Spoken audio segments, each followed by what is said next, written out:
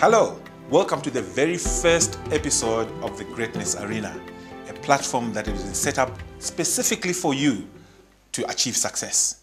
We are going to help you, to build you, to inspire you, to motivate you, to move you from where you are to where you're supposed to be.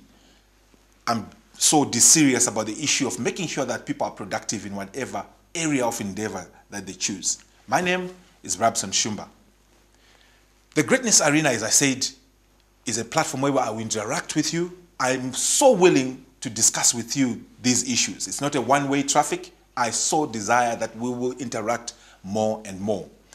I decided to start off with a subject so dear to my heart, an ingredient that I feel is critical for the achievement of greatness. And that's the issue of purpose. What is purpose? Is purpose really essential in life? Is purpose something that can be achieved in life? Now let's start off with the definition of purpose. Purpose is simply the reason why you and I live. There's a reason why you showed up on earth. There's a reason why that chair exists. There's a reason why you drive that particular car. Because it's solving a specific issue in your life, a specific area that has been of concern in your life. Similarly, as an individual, you also need to know why you occupy space. The greatest tragedy in life is not death itself, but it's movement from birth to death without accomplishing your purpose. You certainly can live for 20, 50, 100 years, but yet live outside your purpose. And guess what? You won't be as productive as you're supposed to be. How then do you achieve this purpose? And what are some of the signs that you need to look at in order for you to say, I'm living in my area of purpose? The first thing that you need to look at is productivity, fruitfulness. Are you productive in what you're doing?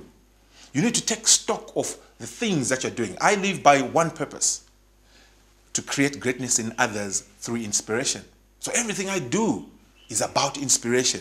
When I wake up in the morning, I think, how am I going to inspire generations? How am I going to leave a lasting legacy of inspired people? That's my purpose. So as a result, I'm productive at what I do. People even ask me, where do you get all this time to do what you're doing? It's because I'm living in my area of purpose. I then become productive at what I do. I write books, I do seminars, I do workshops, I coach, I counsel, I do many things. It's all because I'm driven by purpose, which is resident on the inside. So I urge you to discover your own purpose. Thereby, you become productive. You cannot leave the issue of discovering purpose to other people. You cannot delegate this responsibility to others. Let's look at number two, how you can also realize that you're operating in your area of purpose. Passion, fervency. Are you passionate in the things that you're doing? Are you driven by the things? Do you even think about your kind of work even when you get home? Do you always talk about it? How passionate are you? Did somebody just tell you to go into that career you're into? Or you chose it on your own? Or you felt it was in line with your purpose? If you're not passionate about what you're doing, it is time maybe you stop, take stock, and re-examine whether you're still operating in your area of purpose. The third way in which you can point you in the direction of purpose is problem awareness. What are some of the problems that you are so much aware of in your community, in your nation? You switch on the television set.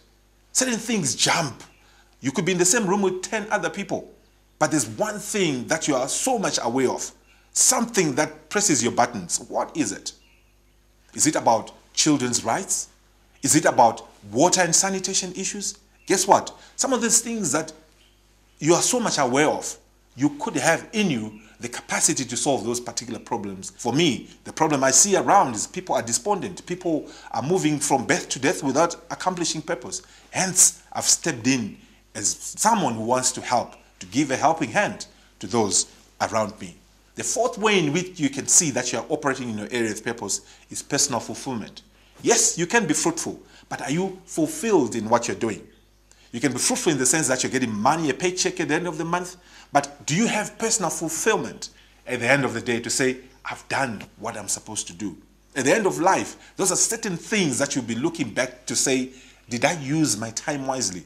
Did I occupy space for the right reasons? And the fifth sign that you're operating in your line of purpose is, what has God said about you?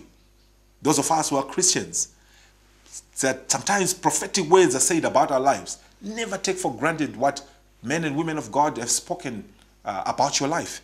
They've probably seen some certain things that you yourself have not seen. Take note of those things. These 5 signs are fundamental in making sure that you synthesize and you bring together your thoughts, your decisions towards making sure that you're focused on what you are here for. You will not waste time doing things that are outside your area of purpose. Guess what? The moment you envy what another person is doing, the moment you envy the productivity of another, you lose focus of what you were created to do. As a result, you become less productive. You become somebody who doesn't have focus. What happens? You are living a life which is not fulfilled. Interact with me, ask questions. Let's talk about this subject. Let's explore it further. Information is there on the screen. Let's talk about success. Let's talk about greatness. In episodes to come, we explore more and more information. God bless you and live